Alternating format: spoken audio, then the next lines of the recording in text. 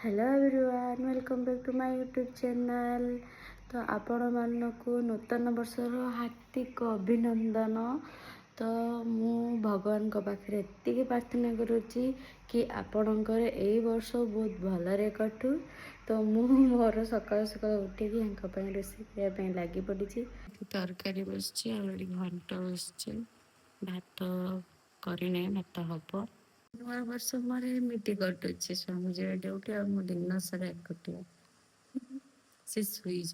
चलतु सार को डाकीदे तो सार को डाकी दे आसला रोषे भी सरी तो ये भारी भरकी चलीगले ड्यूटी। तो मु पूजा करी आसिकी एबे खाइबी कौन खाइबी जानचंदे आम बालेश्वरिया मानकर फेवरेट कौन कले मुढ़ी।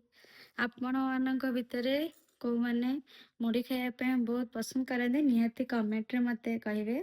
तो संध्यारे आम दुज पलि आसलु टिके माँ को पाखे दर्शन करने आ माँ को पाखे दर्शन भी बहुत भलरे होता। देखु माँ केते सुंदर देखा होचंती।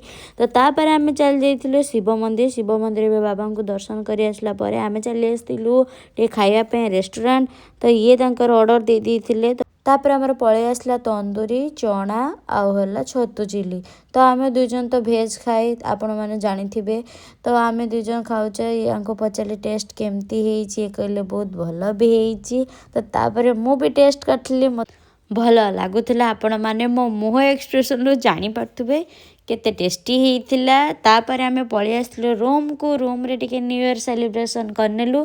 तो बाहर आमे किछि भी केक आनदलु मु निजे तैयारी करथली केक। तो आपण मानकर न्यू ईयर केमिति कटला निहाती कमेंट सेक्शन में जणाइबे। पुणी थरे देखा हबो आपण मानक सहित नेक्स्ट ब्लॉग रे। रहिली राधे राधे।